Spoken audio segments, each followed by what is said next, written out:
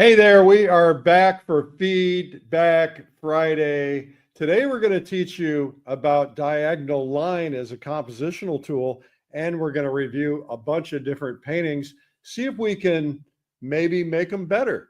We'll find out. You never know. I never know what I'm going to say till I say it. So let's look at what we're going to do. What are the paintings we're going to look at? So we have this beautiful pond pick, have a sea pick.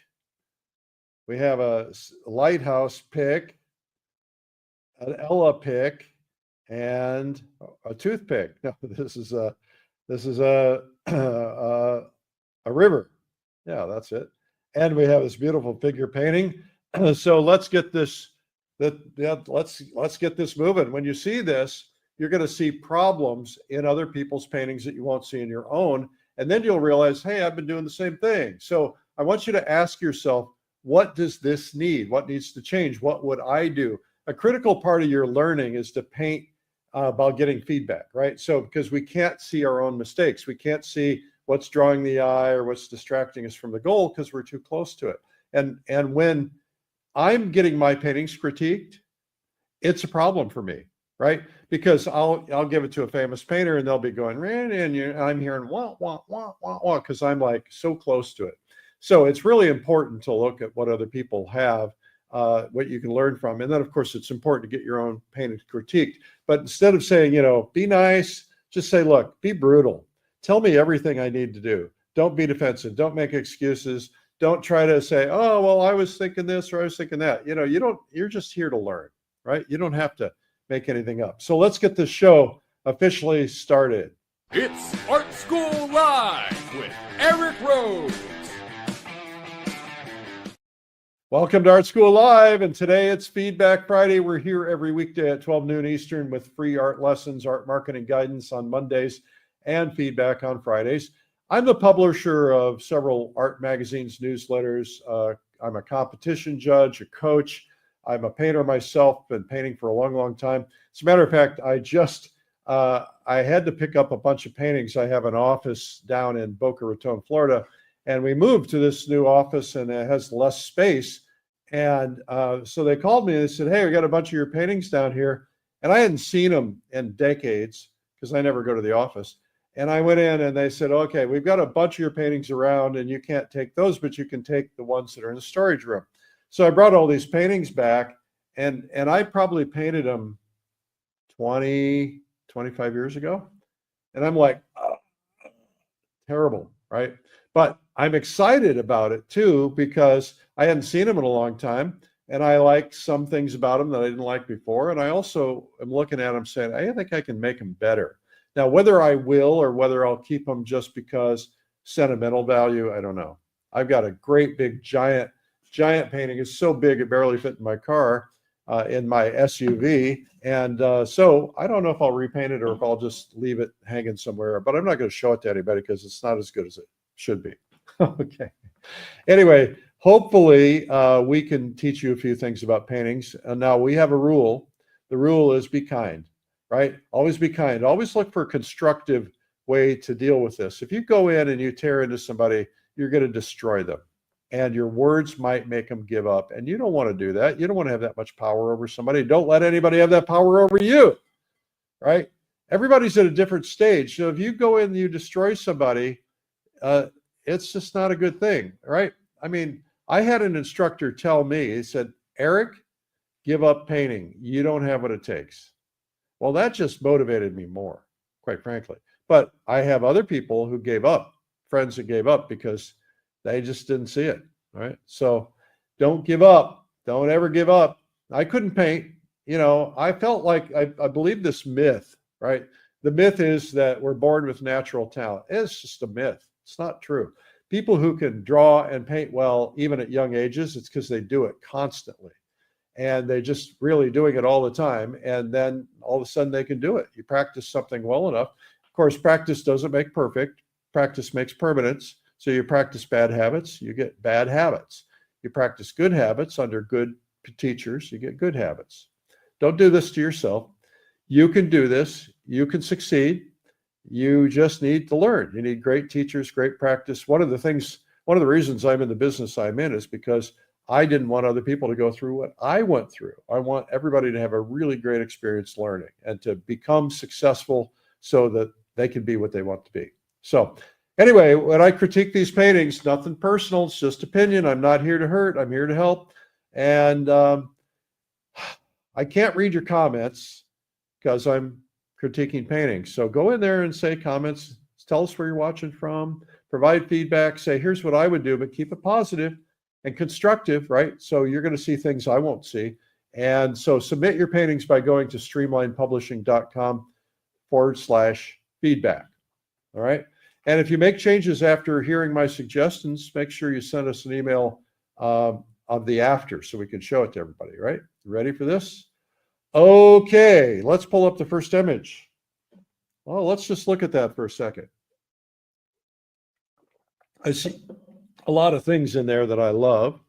I love the curvature. I love a lot of things, but let's look at this. I like to start out and look at these things from a black and white perspective first. So let's pull up the black and white. Now, I look at, the reason I do black and white is because color is, it can fool your eye. And if you've got a great composition in black and white, it's going to serve you well. So we have a really beautiful painting. It's harder to tell what it is in black and white, but you know, you can tell it's a river and you can tell it's lily pads. And so I think overall, we've got a pretty decent composition. Let's just look at this composition. What we've got here is we've got this going on. All right. But what you're doing here, whoever this is, I don't know if I can see, it's from Anonymous. So what you're doing here, Anonymous, is you are pointing me to right here. And if that's where the sweet spot is, that's okay. But if that's not where you want to point me to, then where do you want to point me to? So I like this. I think this is really nice. I like this idea of glowing light here. And that to me really feels it. So what I might consider doing is just moving this whole thing over a little bit and pointing us to right there. And that way you're pointing me to a little bit of a reward at the end of my effort of looking at this. Now, the other thing I like to look at is, first thing I do is I divide the canvas in the middle.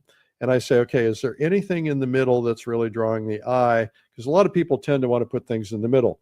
And the only thing that's in the middle is this V, this curve here. And so that's okay. That doesn't bug me much, but you might want to consider moving it elsewhere. The next thing I do is I do what I call the tic-tac-toe board, equal thirds, right? 1/3, 1/3, and 1/3, right? And then I do the same thing on the side. And what I come up with is a tic-tac-toe board. And typically what you want to look for is to have a primary piece of your composition in one of these 4 spots. You don't want it in all 4 spots. You just want one. You can have secondary support in those 4 spots. So what could we do here? Well, what we could do here is we could move this thing here down to here and make that our composition, and then bring our composition across here. And so that would mean, you know, having a little lower horizon and so on. But that would be where the sweet spot would be. This is pretty strong this way, quite frankly. I think it works, and so that's okay. But let's also look at the values on this. The values are your darks and your lights. Where's the darkest value? If you squint and you look at it, I see dark value here and here, a little bit in here, but this is very close. These spots are very close. You want to be careful that your values are darker. Let me just give you a map, okay? Let's just say in this third, you want your darkest, typically, and then you want them to get a little less dark as they go back so that it feels like it's receding. So if something like this tone is your dark back there, it feels receding, but this dark might feel a little too dark. This dark might be a little too dark for there, but if that dark were up front, that'd be cool. In a composition like this, you have the ability to put some really strong darks in here, a little less in here, a little less in here, a little less in here, a little less in here and here and here, and then less in there. And what it does is it helps draw the eye back that direction. So what can we do with this? Well, again, compositionally, we might change something. You've got most of your darks up here. The darks are pretty spotty, and the spots are kind of confusing the eye. So maybe if we moved this over here a little bit more, and we got a nice dark on the water to help establish some dark, and then, you know, maybe make this your spots in here, that might help it a little bit. But I think what I like to do typically is I like to have a really good strong dark somewhere up in here. You know, it can be in the front. You got to be careful about, you know, being too much in the corners. And then you want to, you know, you want your darks to kind of go back and be less dark, and then be less dark. This is kind of a brownish dark, but you see how that changes things, and you just kind of keep going back and back and back. So so you've got to figure out, okay, well, what would I make that dark? Well, you know, you probably could make it lily pads, or you could probably make it, you know, you might have something else happening here. Maybe there's a tree or something here. But let's look at the color version, because that's where it's fun to see. Okay, now I love the pinks in this, and I love the light in this. I think that's really nice. I'm just going to play with it. I'm not going to talk about composition anymore, because we already kind of talked about that. But maybe I will just play this game of how do I move this down to here. It's amazing how things look brighter than they really are. And so maybe we move this down here, and we move this dark edge down here. And then we're going to move this a little bit further over. Okay. Now what we can do is we could still make this happen back here. We'll just kind of fill this in, and maybe put some of that pink in there. Maybe that's the gray wall. I would take this gray wall that's back here, and I would go really almost, I would put some mist in it, and I would go almost purple in there, right? So purples and blues kind of go in the distance. And also you're going to see something that's going to happen that's pretty miraculous. So you don't have to put much detail in the background, because it's going to read like the background, right? So you can put a little spots of light on it or something. But look what happens here. If we want to make our focal point stand out, we want to have something like really, really strong here. Now this might be too strong, but it's to make the point. So if you put something, a really strong color in your focal point, that really stands out, maybe you have some of that light kind of really strong into here, but you don't want it necessarily to go all the way across, because it's going to draw the eye over there. So what you might do is take that light and then lessen it as it goes back, so it's not drawing so much attention, because you want to draw your attention here to this area right in here.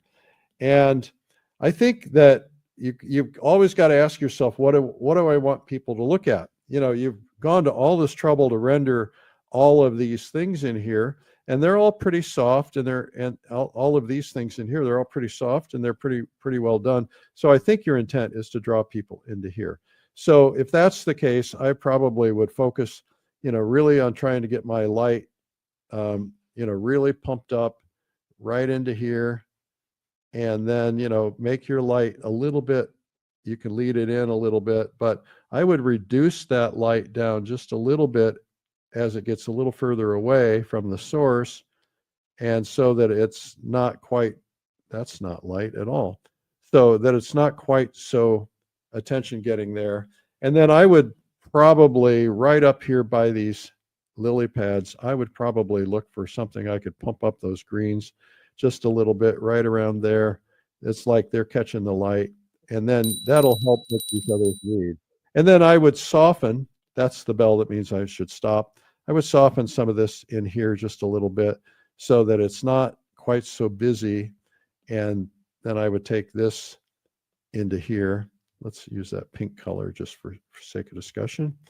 I would, you know, take that into there and kind of create that sense of that light going in there. Change some of that a little bit. But anyway, I think focusing on that area would be good. Okay, what do we have next? Okay, now this is a ocean scene. It looks like it's watercolor. Let's look at the black and white version. First, I got to find it. Okay, here's the black and white version. This is from Julie Kennedy in Maryland. All right, Julie, congratulations. Nice job on this. Okay, so when I first saw this painting, I thought, oh, I want to be there. And so that's what you want. You want to have that sense. So Julie's done some things that are really right. Interestingly enough, I'm going to try to point out a couple of them for you. First off, she's got a really nice dark in this corner, so it's not all light everywhere, and I thought that was kind of cool. She's got a couple down here. It looks like they're fishing or something. It looks like there's a fishing thing, and that's kind of cool. Compositionally, it probably would change just a little bit. And then there's this big mass, and that big mass is kind of, I had a hard time reading it at first. I couldn't figure out what it was. It felt like it was maybe a little bit too big, because if it was the ocean, it probably, crashing over, it'd probably be more like in this area here, because you're so far back. And if that's the case, then maybe there'd be more of this ocean into here and have the crashing waves kind of in the front there. But that's just an opinion, and that doesn't mean it's a right opinion. But see right there, it just kind of changes the nature of it right away. But let's look at this from a compositional standpoint first. Let's do the tic-tac-toe, well, let's do the regular center, okay, dead center. And you've resisted the temptation to put something dead center, which is good. And you've resisted the temptation of putting a horizontal line right in the middle, and that's good. Now let's look at it from the equal thirds and see what happens here. Equal thirds. Well, you've put your horizon line, or your pre-horizon line, in here. That's pretty good. This is a good horizon line up here. But in terms of having a focal point on one of these 4 points, what I would do is I would consider figuring out how to move these people into here. And then, you know, you've got a wave here. That's kind of nice. And so that, and you've got something here. You don't want to have anything too busy in all 4 points, and you want to have a primary, a secondary, a tertiary. It could be in any place you want it to be. Let's look at this from a color standpoint. Okay. Now, I think there are some pieces of color that might be a little bit off on this. To me, and again, I haven't been there, I didn't see this. It feels to me, Julie, like maybe you used a photo reference. And when you use a photo reference, you have to keep in mind that photo references make things dark, right? So that's pretty dark in there. So you might ask yourself, could I add some stuff in here to help lighten that up a little bit? And maybe these are some waves, or maybe it's just having a big block of a color that kind of feels just a little bit lighter. Trying to find that right color is not necessarily easy. This is the wrong color, but it doesn't read quite as dark. And so, and that isn't necessarily a problem. I mean, it is a stormy day, so it could be reading pretty dark, but typically when you're looking at the ocean, there's some form of blues in it. It may not be that blue, but just doing that alone changes it. So if we were to say, look, you've got these waves, I think we need to separate these waves in here. So I would get maybe a little bit darker under some of these, so that these two pieces kind of separate, right? And I don't know that that's working. I would probably move this down and move all of this down just a little bit. Let's just play with that so we could do that. And forgive me for butchering your thing, because you've done some nice work on it. But maybe we see how this is a little darker, and then the band of light gets a little lighter. So that can work really well for you too. Now that's a big open space, but now it feels more like the ocean would feel to me. And so you now have the ability to, you know, put your big white spot here, and you know, you can put a couple of things in here that are smaller, but that you want to think about perspective. As things go back, you know, they're going to be further away. So you could put some things in here that are smaller and less attention getting, and they get, you know, a little closer as they get back in the back. And so, you know, you can do that kind of thing. But I would take these people here. There's a lot of brown on that beach, and I don't understand what that's all about. And that's okay. But I might consider taking some of this into here a little bit more, creating a little bit more of a piece. I think what you've tried to do here is put the water over this. You know, you've got the water kind of going over the sand. And if that's the case, what you typically will do is use a, you know, use a color that kind of is a little bit reflective. That's not the right color, but something in here that that will give you that sense of some water reflecting in there. That's probably not it either, but it's probably not a brown. And that might read a little bit more like water. You can put something of the same value in there and put different variations in it, and that might help. Just doing that alone kind of makes it so it's not brown dominant, because the rocks are brown over here, and I like that. But unless these are rocks, this is water that's kind of seeping in and around here. So you can kind of do that, and then you can put a little edging of some white. That's too bright. But again, now I wouldn't do that angle because it's leading me to here, and there's not really anything there. So I would probably change this angle and maybe make it like this, so it's leading me over here, right? So you kind of had something like that doing. So I would also look for a way to darken. You always put, there's no rules you have to do anything, but you always consider putting a dark against a light. So where he is light, look for a way to make the water a little darker around him, right? Maybe that's too dark. Again, you know, I'm just doing this from the top of my head here live, and that's always weird. But, you know, if you can figure out a way to get some dark around them, that will help make them stand out a little bit, right? And then if they have a light spot, then maybe you make that stand out. I would move them over here and make them a little bit maybe a little bit bigger, maybe a little bit smaller, but put them in your primary focal point area, which is right in here. They're pretty close, and so that works, but there's not much room down here behind them. So maybe just making them a little shorter and giving them a little space. Sometimes you feel a little cramped. And that's one of the things I felt with this painting in the beginning, is I felt a little bit cramped.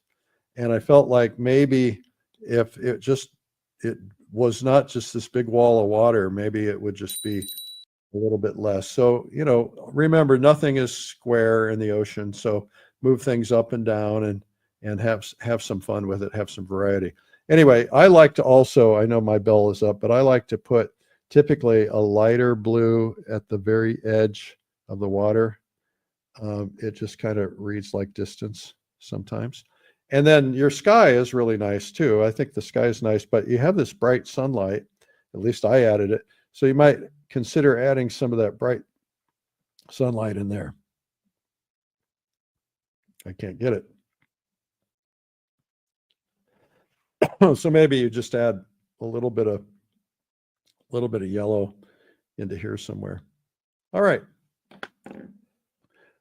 Okay, what's next?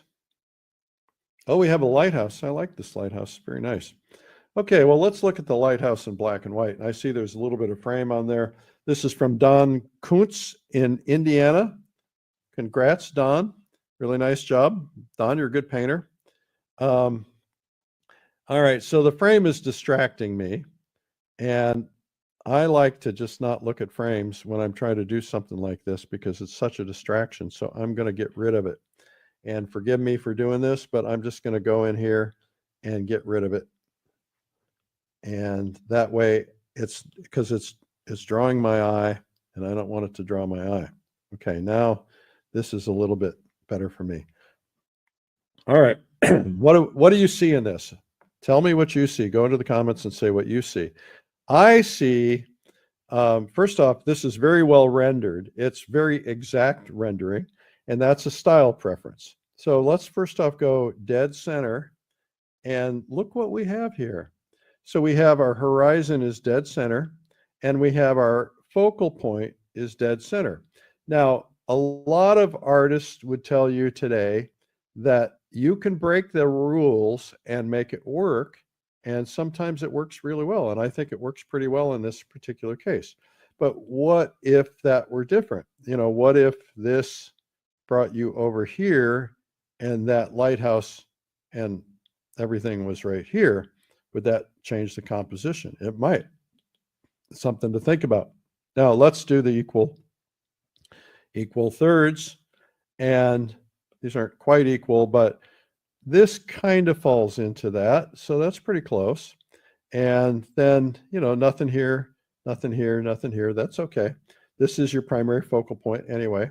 So let's look at it from a values standpoint. I see the darkest values are in here, and so that's really good. They're really up front. Now, I had to fight.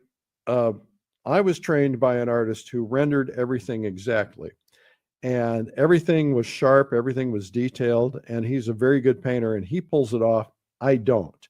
And so I had to fight that. And so what I would probably look for, if this was me painting this, I would probably just kind of soften some of this up, because it's so busy. It just makes me, it's like, I don't know where to look because there's all those little dots. So I might soften that up. Now I might change my mind on the color version. Where's your darkest dark? Your darkest dark is right there on the lighthouse. And so your lighthouse, that's dark, and that's dark. And really it's darker than these darks because it's a bigger piece. There's all these little darks in here. So I might just consider getting myself, you know, just a really good, strong dark up here in the front, and maybe just not have to make it, you know, filled with too much detail. It might be a rock, might be something else, so that you don't have, you're establishing a dark. All of a sudden, just by doing that, it makes this dark look less. It's okay to have a dark and a high chroma and your focal point and the sharp edge. Now, the other thing is, everything to me in this painting is really sharp. And so I would probably look for ways that I could soften up things. Like on the roof of this, I'd probably just break up that roof just a little bit. I'd break up the edges of this lighthouse a little bit, maybe break up the top of that roof just a little bit. Now, I can't do it very well with this pencil, but the idea is just soften things up just a little bit, and it'll make it, it might make it a little bit more interesting, but it's pretty interesting as it is. We're going to go to the color version. Don's going to hate me for ruining his painting. Okay, so the color version does something else. You can see more of the green in the leaves. You can see the color in the leaves, and I like that. Got this big patch of green up here. And so what I'm going to do is suggest, let's just say this composition works pretty well, and I think it does. Again, what I would probably do is maybe move it over just a little bit, but it's pretty nice. The red is really drawing my eye, and I'm sure that's the intent. So, and that red is pretty intense, but I might, if that's where I really want the eye to go, I might just pop part of that, maybe not all of it, but part of that just a little redder with the sun hitting it. I would also probably look at your colors here and say, okay, white is never white. You never, very rarely ever use pure white. I never do anyway. And so you get some color in that light, get a little bit of sunlight in that light on that, what do they call it, tower, and get some, you know, some bright light on these things. I don't know what that is. It's a pole of some kind. But the idea is you want it to read like light. And then you've got a gray in the background. But typically, if you really study shadows, they really, you might think they're gray, but they're typically blue, in some form of blue. And so blues go cool, grays kind of go neutral. That's not the right blue, but we'll figure it out.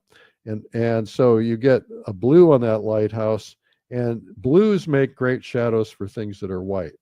Just keep that in mind. So that's probably what I do is, and that blue looks a little too extreme, but for the sake of discussion. The other thing is you got all this bright grass, and you got this bright tree over here. So you got bright grass in here, bright tree over here, bright grass over here. And you've got a nice lead in here. Now, let me change the color of that so you can see it. You got a nice lead in here. You're taking me up the steps to the composition, and that's nice, but you don't want to take me out. So you want to block my vision there. So what I would do here is I would go in here and I would look for a way to darken this yard in here. And there could be some shadow or some reason it's darker in here. And that's not drawing the eye away. And then I would darken the back of this tree, because trees are typically silhouettes. I wouldn't bring a lot of light on that thing there, that bush. You can have your trees go go off. But what you don't want to do is take the eye out. Now what's happening is you've got your brightness around your composition.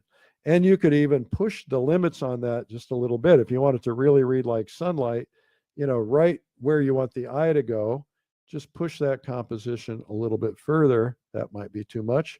But the idea is keep your brights where your focal point is, Now, this feels very Hopper-esque to me. And I think if you study Hopper and what he doesn't have as many sharp edges as you do. So we could potentially go in here, as I said, and we could just soften some of these edges on the roof a little bit. And they don't have to be perfect, because you want things to look a little bit off. Now, my brush is too big for doing this, but the idea is just soften things. I learned from Richard Schmid that he softens all of his edges, except he'll typically have one really, really sharp edge where he really wants to draw the eye. So, he might say, okay, this is my sharp edge and I want to really draw the eye there. But he would put that in probably a more stunning yellow, I'm guessing. I don't really know. And he's not around to ask anymore, unfortunately. He's a sweet man. But the idea is you want everything to be a little bit more attention getting. Now, the other thing is there's so much in this painting. By the way, do you see how much stronger this painting is like this than like that? So sometimes that's just the trick. If you just say, that's my painting right there, that's a stronger painting because it's a better composition. You're not fighting all that stuff in the foreground. And then you can kind of soften up a lot of the other house and a lot of things because they're less important. As a matter of fact, you could even put this house in more shade if you wanted to, or have an angled shade or something, because you're really trying to draw attention here. You don't want to draw too much attention to the house. So if I want to draw less attention to something, then I might soften it up, or I might not even put it in. So you might consider, some options like that. But everything that's sharp edges is going to draw your attention. So put your sharp edges where you want to really draw the eye. And then I think, everything else is relatively strong. I think you've got nice, strong light. I might, just for sake of fun, I might put a little bit more bright light, just leading in. And so now you've got a really good composition. All right, we have an elephant painting from Frank in Florida. Obviously, that's not Florida, I'm guessing. Okay, I've never seen Florida with mountains. All right, let's pull up the black and white version. Frank, nice job on this. Obviously, you have a passion for animals, and I've never tried to paint an elephant. I've never critiqued an elephant, I don't think. And I don't know exactly what I'm going to say here. So anyway, good job on this. Let's look at it from the standpoint of, let's start with our center composition. And we have the elephant kind of right in the center. We're certainly part of the elephant. And so let's look at it from the equal thirds composition. And it's loaded a little bit crooked here. Okay, so this would be a pretty good composition point. So I might consider putting the whole elephant right in here in that composition point, where this tusk then kind of reaches down to the other composition. That'd be a really nice composition. Or the other option is, if you wanted to, you could move the elephant so his face, and you got his body or her body, and this is your composition, and that could work as well. It's pretty strong where it is, but I feel it feels it needs to either be cut off a little bit more, or maybe need to be lengthened a little bit more. I'm not sure what that is. Where is my darkest dark? My darkest dark is right here, right here, right here, and right here. And that's pretty close to the front, so that's not a bad thing, but these are pretty dark back here. And so I would be concerned about those. And also, I feel like all of my attention, the first thing I see when it's white, even though I see elephant, the first thing I saw were these bright white grasses, and they were really drawing my attention. And what I want to do is I want everybody to look at the elephant. I don't want to look at all that grass. And so I would maybe ask myself, do I need this grass? Maybe I can just reduce it down. I know you want to say, hey, he was in the grasses, but all this grass is drawing my eye and drawing me away from the focal point. And so if I reduce this stuff down, what happens is it helps me see the focal point a lot more. Do you see how just doing that has made a big difference? Now, the other thing is, I think, you know, you want to look for things that are drawing the eye. This bright in here is drawing the eye. And I want to see a little bit more light on the elephant. Now, having never painted an elephant, I don't know if that's possible, but maybe we can figure out how to pump up the light.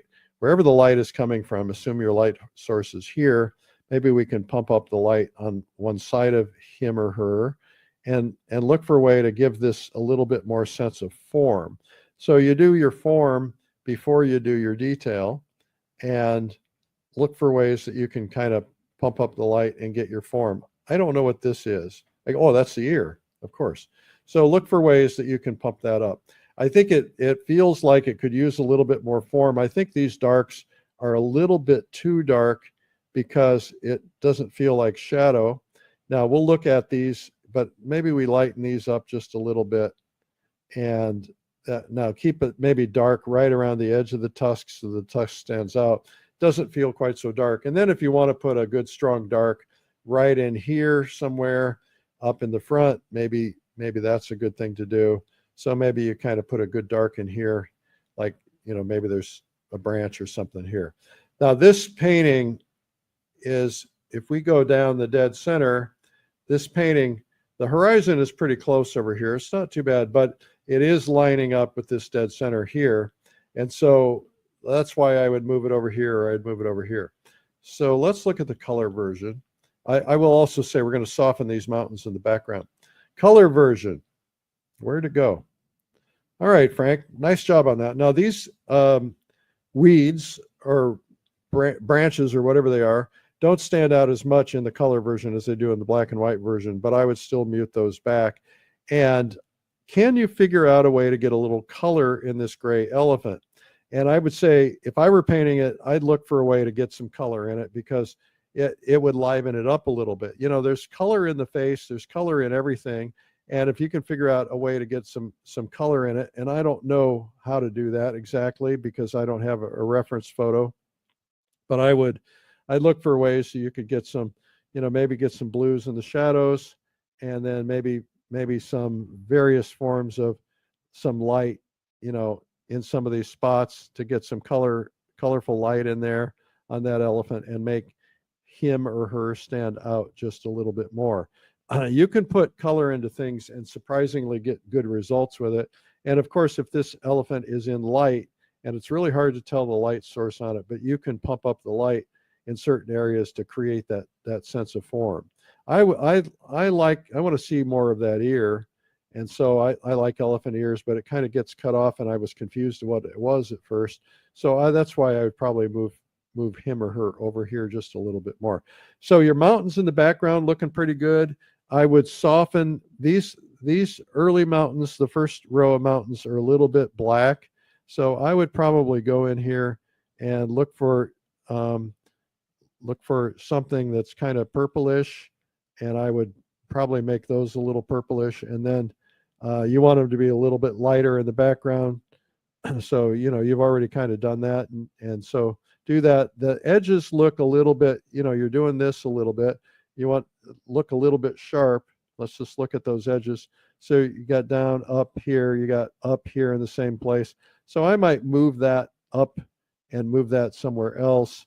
And then just not try to make them quite so sharp, because they're in the distance, right? So if they're in the distance, there's air there, and it's going to make it a little harder to read. So just create some distance with some blues and have some fun with it. And I think you know, obviously mine's really loose, but just soften those edges. And then your sky, you know, if it's a bright sunny day, which it indicates it is on the branches or the brushes in front, you might consider looking for a way to put a different kind of sky in there. I am playing with a lot using different colors in skies. Now, because of your yellows in the branches, I probably wouldn't do that, but maybe, you know, a nice sunny nice sunny day, you could just make this kind of like bright and then make him stand out even more. Or, you know, you can do greens, you can do a lot of things. But I would ask yourself, how do I get the light really focused on this more and reduce this light in here? Anyway, beautiful job on this, Frank. I'm proud of you. Okay, what do we have next? Okay, we have this beautiful river scene, and let's look at the black and white version first. This is Joanne Craig in Canada. Yay, Joanne. Congratulations. Nice job on this. I like it. It feels good. So what can we do to improve it? Okay, we're going to ask ourselves, everybody pay attention now. I want to ask you, what would you do? All right, so let's look at the middle. There's the middle. Okay, so we have kind of everything kind of right around the middle here. And so would we change that? We don't have to, we might. Let's look at our focal point tic-tac-toe board. And so we have a focal point here. This could be a focal point. This could be a focal point. You don't want it necessarily all to be a focal point, but this could go into here. And so that works pretty well, right? So that's nice. You got a little branch here. So that's kind of nice, a little spot there. That's nice. You don't want more than one big focal point. So your big focal point really is here, and this is your lesser focal point over here. And I think that works really well. So now let's look at values, darks and lights. Where's the darkest dark? The darkest dark is right in here, right? And the issue is that this is pretty dark in here, kind of dark in here, kind of dark in here, and this is pretty dark in here.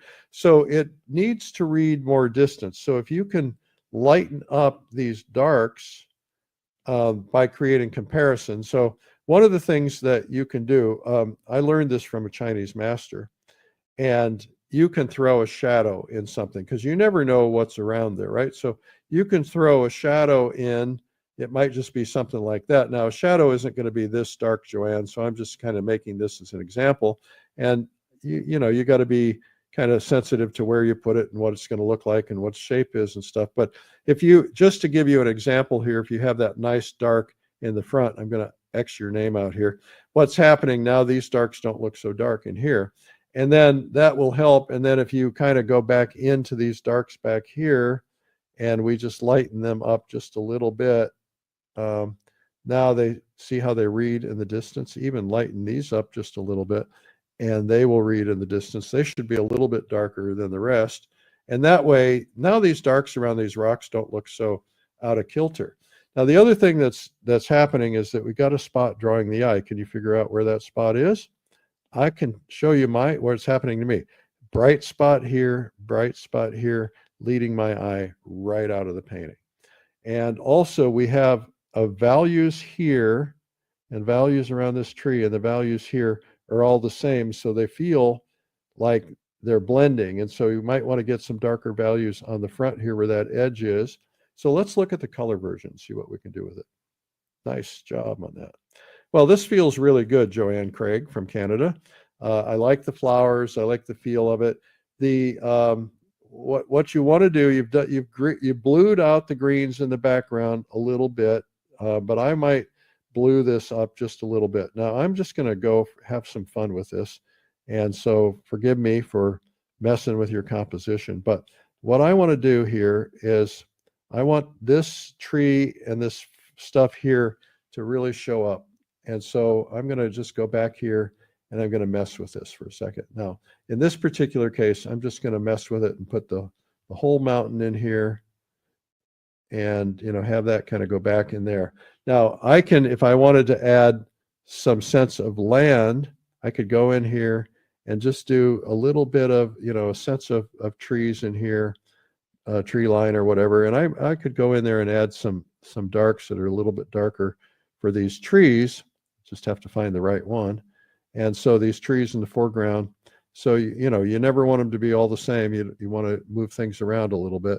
So what that does, see how that separates right around here, and that makes that stand out. And I think that really helps. And so let's go back to the original and look at what we had there. See how that all blends together. So if you just figure out a way to get this all a little bit creating contrast in here, that will help you quite a bit. All right. So the other thing is, let's figure out I think we could get a nice dark shadow in the front here, and I think that might help it. As a matter of fact, this color here, it's a little bit gray, but let's figure out how to get that dark shadow in here, Joanne.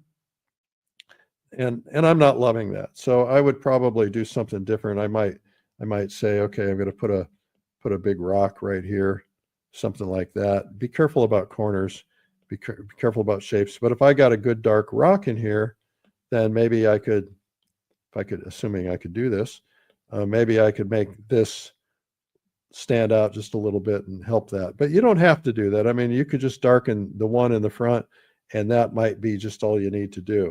As far as the colors, these colors are all very similar, and they're spring greens, and I get it, but you're going to have to change them up a little bit because they all are about the same value. And so you want to figure out, how do I make these look greener and warmer? How do I make these look cooler? How do I make these look bluer and bluer back here? So you've got to kind of do that. Your composition is really nice. I like it. You're leading me into here, and I like that. I would like to see, now I'm a bold light kind of guy, so I would probably like to see, well, first off, your flowers are kind of your focal point. So I would, if this is your focal point, which I think it is, then I would mute back these flowers here or take them out entirely. And then I would look for an opportunity to just really pump up the colors on the flowers right around the focal point. You know, what can you do to really make them sing? You know, not all of them, maybe not these over here, but maybe these right in here. Just make them sing so that they really, really stand out. And then maybe a little spot of light on these rocks, you know, just so you can kind of make the light stand out just a little bit more. And maybe not all of them, maybe just a couple of them. But again, that's probably a little bit garish. You know, I have to experiment when I'm out there. But then what we've got to do is kind of make this mute back just a little bit back here. So I'm going to just, for sake of discussion, I'm just going to smudge it because, you know, it'll make a point. And that is that, you know, you want things to kind of stand out in layers. And so I'm smudging this, and it's all less important to me because what I'm really trying to do is to bring a lot of attention to that foreground. See how that separates things? I'm not suggesting you do this, but I think you could soften it up and it would make a big difference. Those yellows are now standing out as like being way too bright. So I would mute that back and look for a way to kind of get little spots of something in there to help it, but just something that really helps it. Then I think, you know, again, these aren't adding anything. I would just get rid of them. I would probably even think about, you know, getting rid of some of this. This is not helping. It's pointing me out there. So I would probably just get this out of the way. Now, the other thing is, you know, typically there's some blue in the water. Even if there isn't, sometimes I put it in because I want it to read like there's some blue in there. So, you know, sometimes it's just a touch of blue here and there that will make it read.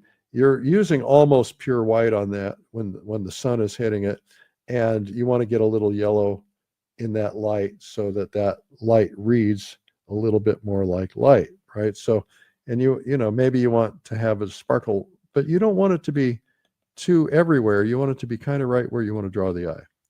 Okay, so maybe that would do it. Anyway, nice job on that, Joanne. Good job. Okay, do we have any more?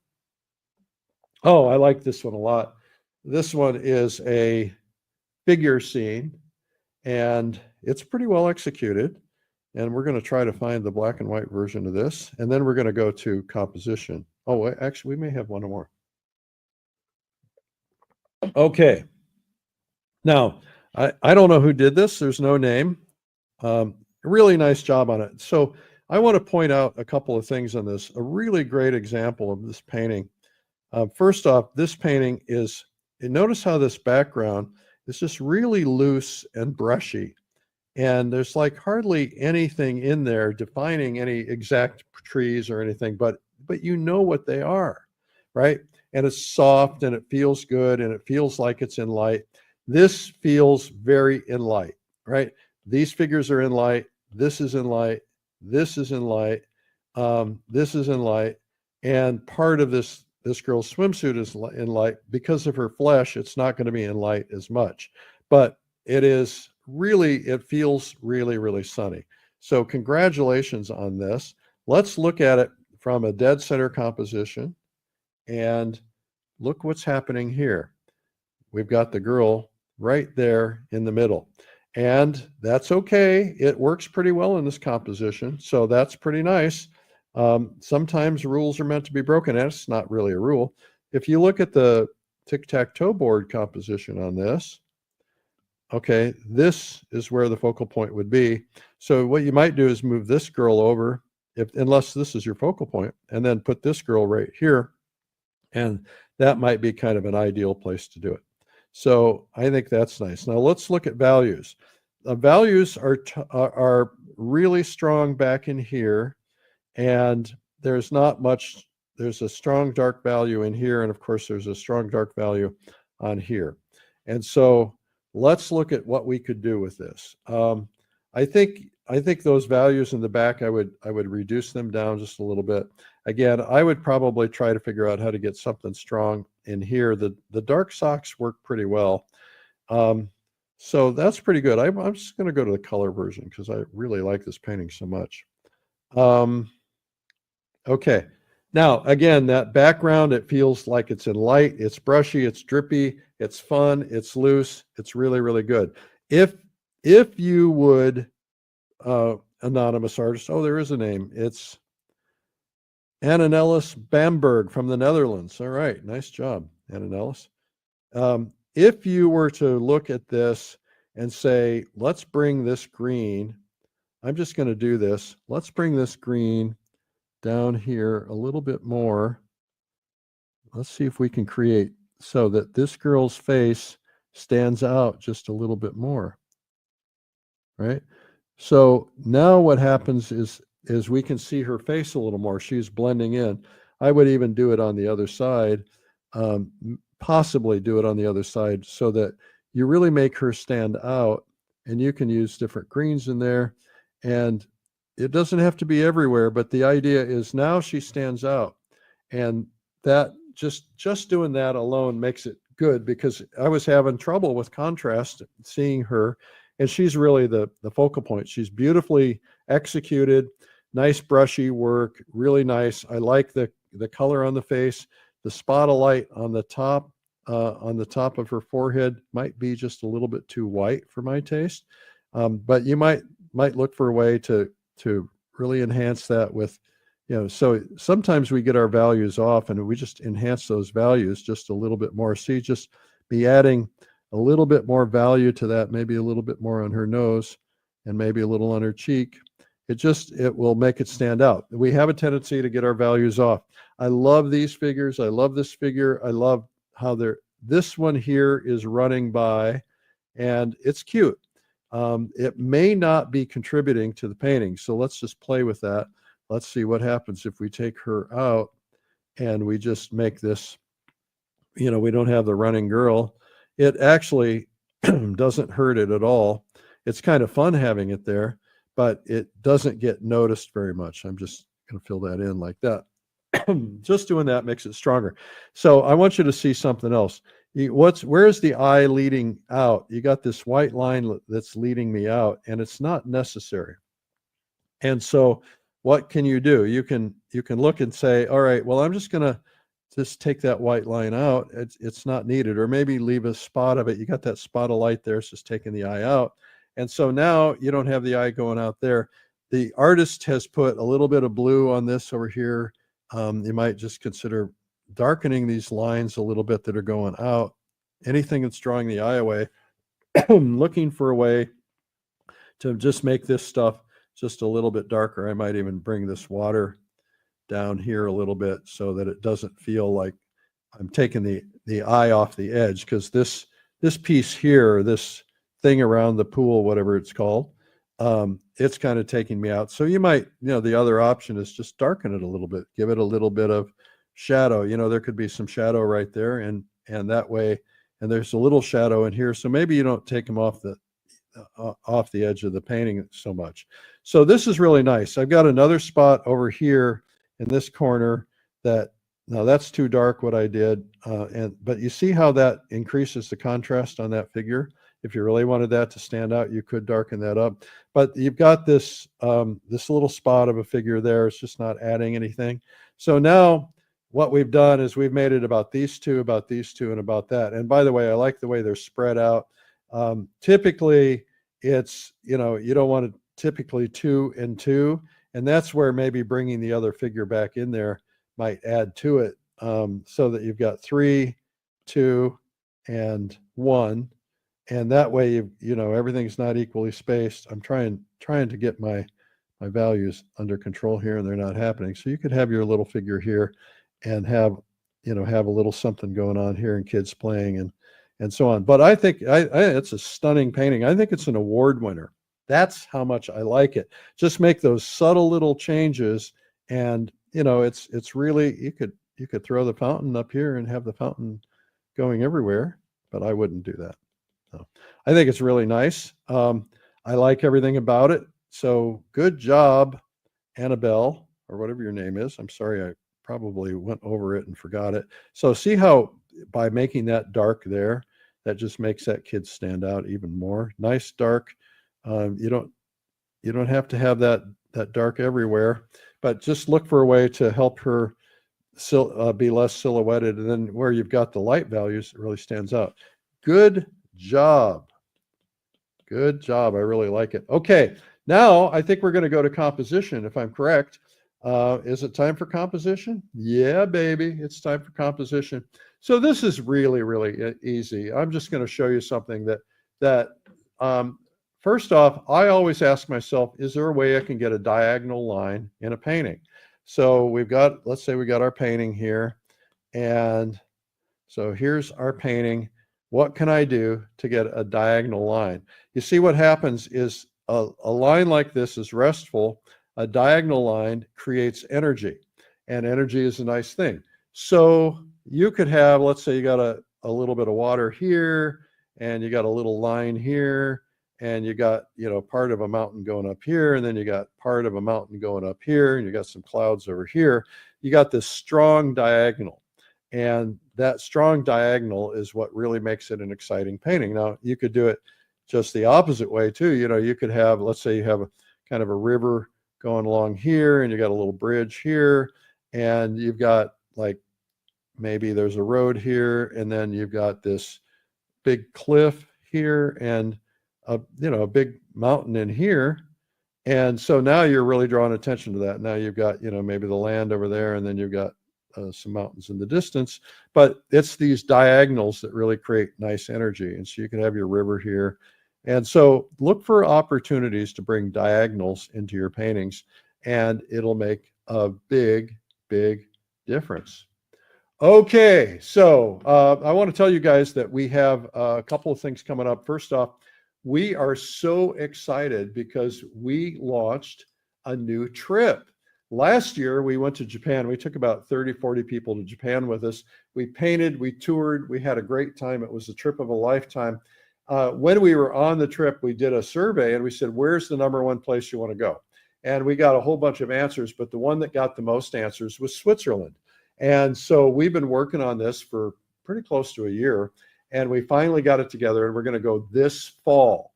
It's a great time to go. There's no election, really, no major election, right? So this fall in October, we're going to go to Switzerland when the colors change. It's a beautiful time of year. There's a lot of famous paintings that have been done in Switzerland: Bierstadt, Sargent, Sorolla, Zorn, everybody really have painted Switzerland. And the deal is that we're going to the small villages. We really want to hit the small towns where there's no cars, no traffic. We want to paint the chalets and the church steeples and the waterfalls and the scenery, and have the Matterhorn and other things in the background. So we're really excited about this trip. And then at the end of the trip, we're going to go down to Lake Como. Lake Como is one of the most beautiful lakes in the world. It's where George Clooney lives. Now, I don't think George is calling me and saying, hey, Eric, come over, let's paint together. But if he is, I'll do it. I'll drop the group. I'll go hang out with George for a little while, maybe. I don't know. Anyway, and then we have a post trip that's an optional post trip if you want to go. It's 3 or 4 days of painting in Venice. So it's going to be really cool. Anyway, that is coming up. So if you go to Plein Air Switzerland or let's see, what else is it? Plein Air Switzerland or Switzerland Plein Air. Anyway, what is it? Let's put it at paintswitzerland.com. That's right, paintswitzerland.com. Anyway, we'd love for you to go. We also have the Plein Air Convention that is coming up in Lake Tahoe. Talk about Swiss Alps in America. They're stunning, not as big as the Swiss Alps in Switzerland, but that's coming up in Lake Tahoe. Let's play that promo real quickly now.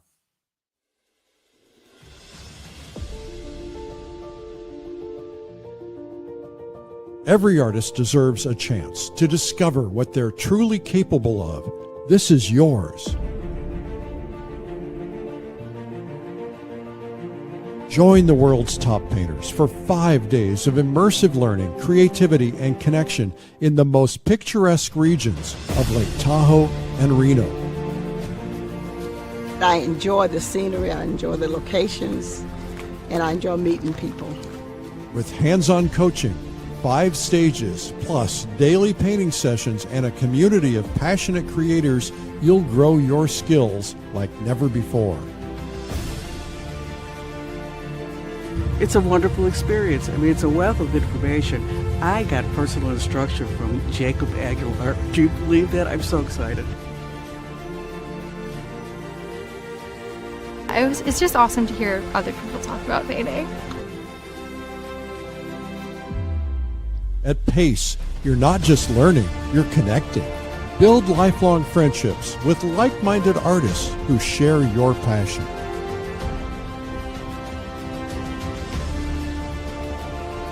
This is where ideas spark, creativity flourishes, and your next breakthrough begins. I would say just go for it. As long as I'm living and able, I will come to these. Just sign up and go. Don't wait, seats are limited. Join us at the Plein Air Convention and Expo in Lake Tahoe and Reno. Secure your spot now.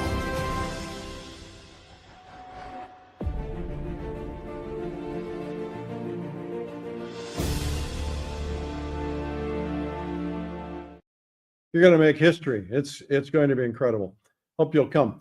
Hey, if you're an artist you want to be, we have a free video for you. It's a couple hour long sample of some of our best videos that we've produced. 97 Incredible Art Secrets.com/free. All right. Or ASL /ASL. That's what it is. Okay.